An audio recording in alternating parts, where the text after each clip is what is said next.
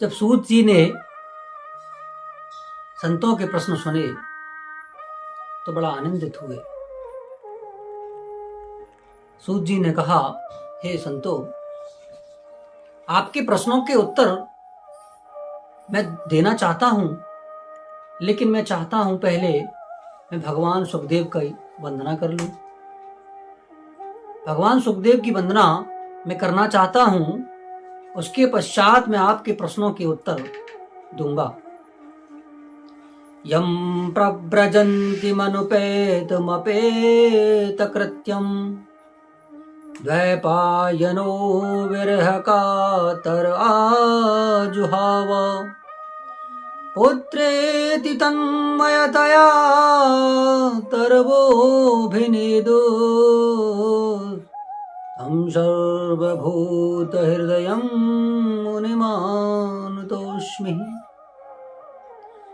ऐसी भगवान सुखदेव की वंदना सूत जी के द्वारा की गई। यम प्रव्रजंत मनुपैत, व्रजंत यानी कि जो वन में जाकर के पुनः वापस आ जाए वो व्रजंत है। प्रव्रजंत जो वन में जाकर के वापस ही ना आए वो प्रव्रजंत है। तो भगवान सुखदेव जी प्रव्रजंत हैं। मनुपेत मपेत कृत्यम द्वैपायनो विरह कातर आजुहाव। 12 वर्ष तक जो मातृगर्भ में रहे और जन्म लेते ही जो वन को चले गए। पीछे पीछे पिताजी जा रहे हैं, पुत्र पुत्र कहकर पुकार रहे हैं। तो ऐसे भगवान सुखदेव जी की मैं वंदना करता हूं। तो भगवान जो सुखदेव हैं ये गोलोक धाम में श्री राधा रानी की गोद में खेलते थे। राधा रानी का आदेश हुआ कि तुम पृथ्वी लोक पर जाओ और भागवत धर्म का प्रचार करो, लोगों को भागवत धर्म के बारे में बताओ तुम पृथ्वी पर जाकर के। भगवान सुखदेव ने कहा, माता मैं पृथ्वी लोक पर जाऊंगा तो ये जो मृत्यु की जो माया है, जो विष्णु की जो माया है, मुझे ये पकड़ लेगी। मैं पृथ्वी लोक पर नहीं जाना चाहता। श्री राधा रानी ने कहा कि तुम्हारा माया कुछ नहीं करेगी, ये मेरा आदेश है। तो भगवान सुखदेव एक शुक्र यानी कि शुक्रिणी जो होती है, यानी कि एक शुक तोते की जो शुक्रिणी होती है, उसके गर्भ से एक अंडे के रूप में परिवर्तित हो गए और हिमालय पर्वत पर, हिमालय जहां शंकर भगवान का निवास स्थान है, वहां पर आकर के परिवर्तित हो गए। और बर्फीली ठंडी हवा का झोंका जैसे ही चला तो वो अंडा गिर करके फूट गया। भगवान शंकर समाधि में हैं, माता पार्वती पूजा में व्यस्त हैं। नारद जी का आगमन हुआ। जैसे ही नारद जी माता पार्वती के पास आए कि हे माता, कि जैसे ही भगवान आए और नारद जी ने कहा कि माता कि आप क्या कर रही हैं। माता ने कहा कि नारद जी मैं पूजा में व्यस्त हूं, आप आइए, आपका कैसे आगमन हुआ। तो नारद जी ने कहा कि हे माता, मैं लोकों में घूमता हुआ आया हूं और मैं आकर के देखता हूं कि लोग इतना झूठ बोलते हैं, कहते कुछ और हैं, छुपाते कुछ और हैं। तो माता पार्वती ने कहा, हे प्रभु, कि मेरे जो स्वामी हैं मुझसे तो कुछ नहीं छुपाते हैं। तो नारद ने कहा कि माता आपसे कुछ नहीं छुपाते हैं, तो क्या आपको ये बताया कि जो उन्होंने अपने गले में मुंडों की जो माला पहनी हुई है वो किसकी है, उसमें किसके मुंड लगे हैं, ये बताया आपको।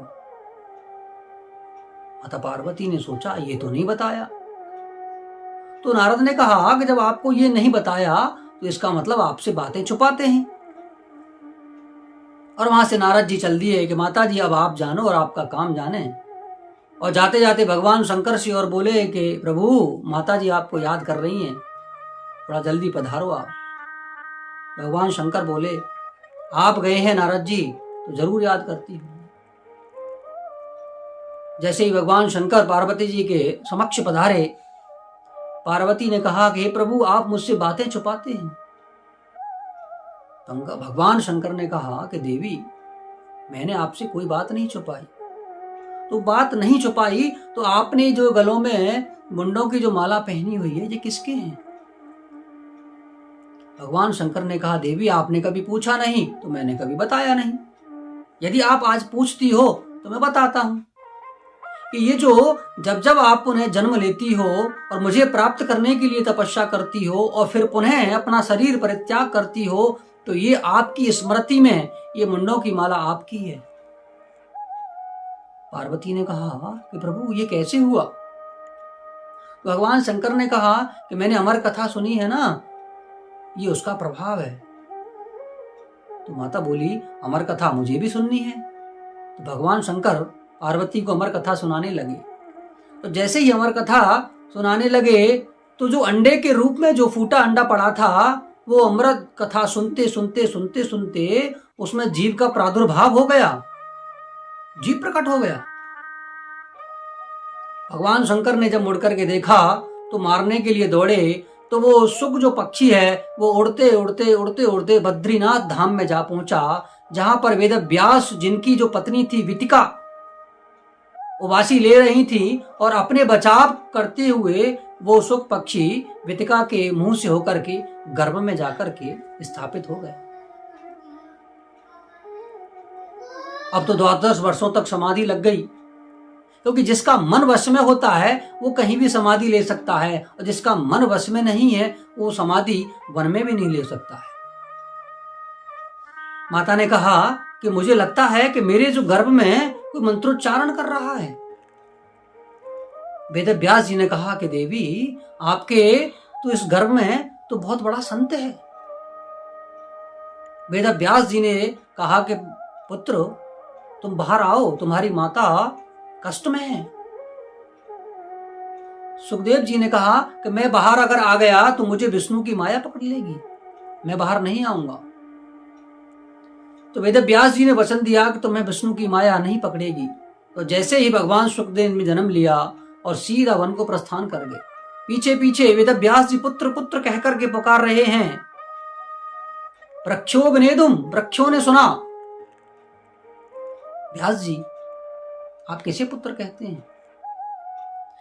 ये कितनी बार आपका पुत्र बना, आप कितनी बार इसके पुत्र बने, कौन जानता है? और वेदों में तो यहां तक है कि जब भगवान सुखदेव जा रहे थे तो कुछ स्त्रियां नहा रही थीं, तो 16 वर्ष के से प्रतीत होने वाले सुखदेव दिगंबर, नीलकांति, लंबी भुजाएं, चौड़ा वक्षस्थल, दिगंबर निकल करके जा रहे हैं। स्त्रियां स्नान कर रही हैं, कोई अचंबा नहीं किया। जैसे ही वेद व्यास जी पीछे पीछे गए, उन्हें देखकर के उन स्त्रियों ने अपने वस्त्रों को व्यवस्थित करना शुरू कर दिया। वेद व्यास जी ने देखा कि हे देवियों, कि जिससे तुमको संकोच करना चाहिए कि मेरा बेटा अभी आगे आगे गया है दिगंबर, तो तुमने उससे संकोच नहीं किया। तो उन स्त्रियों ने बड़ा सुंदर जवाब दिया कि व्यास जी, कि तुम्हारा जो पुत्र है ना, ये स्त्री और पुरुष के संबंध क्या होते हैं जानता ही नहीं है। स्त्री और पुरुष के बीच संबंध क्या है ये नहीं जानता है। वेद व्यास जी ने जब ये सुना, मेरा जो बेटा है सुखदेव इतना महान है, सर्वभूत हृदय है, साक्षात भगवान है, लौट करके घर को आ गए। सुखदेव जी जाकर के वन में समाधि लग गई और समाधिस्थ हो गए, निर्गुण ब्रह्म की समाधि में जाकर के लग गए। वेद व्यास जी ने भागवत को लिखा है, लेकिन सुखदेव जी ने तो भागवत को जिया है। भागवतमय जीवन सुखदेव जी का है और 7 दिन में मोक्ष देने की जो क्षमता है वो सुखदेव जी के पास है। व्यास जी ने सोचा कि अब मुझे भागवत की रचना तो की है, लेकिन सुनाया किसे जाए। भृगु ऋषि को यदि सुनाया जाए तो उन्होंने क्रोध को तो जीता नहीं है, भगवान के वक्षस्थल पर ही प्रहार कर दिया। और यदि विश्वामित्र जी को मैं सुनाऊं तो उन्होंने काम को नहीं जीता है, मेनका आकर के और उनका तपस्या को भंग कर दिया। और यदि सुखदेव जी को सुनाया जाए तो काम और क्रोध तो इन्होंने जीता है, लेकिन वो समाधि में है। अब समाधि से कैसे जगाया जाए? तो उन्होंने अपने दोनों शिष्यों को भेजा कि जाओ, सुखदेव समाधि में है, उन्हें जगाने का प्रयास करो। और उन्हें एक मंत्र देकर के सुखदेव जी के पास भेज दिया।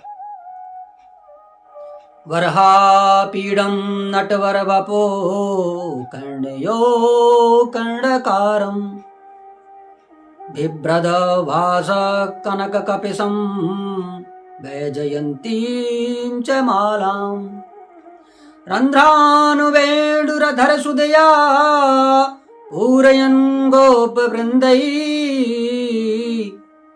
वृंदारण्यम स्वपदरमणम रावशद गीत कीर्ति।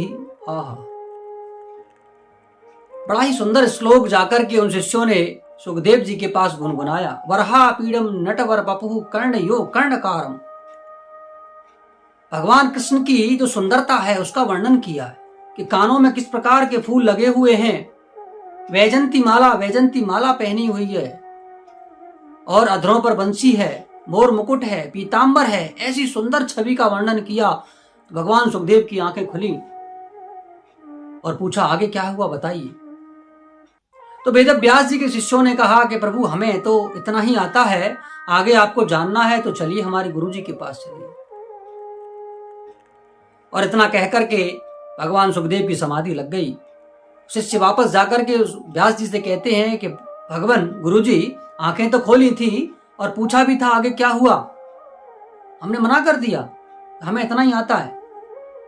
वेद व्यास जी ने सोचा तीर सही निशाने पर जा रहा है, दूसरा मंत्र दिया।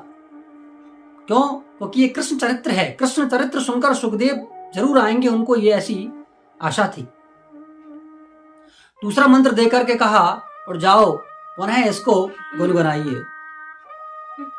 तो दूसरा मंत्र देकर के कहा, जाओ इसको सुखदेव के सामने सुनाओ। जब वो जाकर के उस दूसरे मंत्र को सुनाने लगे, पहले मंत्र में तो भगवान कृष्ण की सुंदरता का वर्णन था और दूसरे इस श्लोक में भगवान की करुणा का वर्णन है। जब पूतना कालकूट जहर लगा करके आई थी तो भगवान कृष्ण ने स्तरपान करके उसका उद्धार कर दिया। जो उद्धार सबसे पहले अपनी माता का करना चाहिए, उनसे पहले तो पूतना का कर दिया। क्योंकि भगवान जब करुणा करता है तो अपना और पराया नहीं देखता है। तो ऐसी सुंदर करुणा का वर्णन किया। अब तो भगवान को कृष्ण ही कृष्ण दिखे, भगवान सुखदेव को कृष्ण ही कृष्ण दिखे, और उठ करके पिता के चरणों में जाकर गिर गए, हे पिताजी, मुझे तो उस भगवान के दर्शन करने हैं जो अभी आपके शिष्य गुनगुना रहे थे। मुझे इस छवि का दर्शन करना है, मुझे इस ब्रह्म को जानना है। तो वेद व्यास जी ने कहा, भागवत सुनो। व्यास जी ने सुखदेव जी को पूरा भागवत सुनाई, पूरा भागवत सुनाया। पूरा भागवत सुनने के बाद सबसे पहले उनका भागवत सुनाया और उसके बाद फिर दोबारा से सुखदेव की समाधि लग गई। अब वो सगुण ब्रह्म की समाधि में हैं। पहली जब समाधि लगी थी जन्म लेने के पश्चात, तो वो निर्गुण ब्रह्म की थी, क्योंकि उस समय ब्रह्म को देखा नहीं था। अब सगुण ब्रह्म की समाधि है, क्योंकि भगवान का दर्शन जो किया है, वैजंती माला पहनी हुई है, मोर मुकुट है, बंसी है, अधरों पर बंसी है, कर्णियों कर्णकारम, कानों में कुंडल है। वो दर्शन जो किया है ना, तो अब सगुण ब्रह्म की समाधि में चले गए।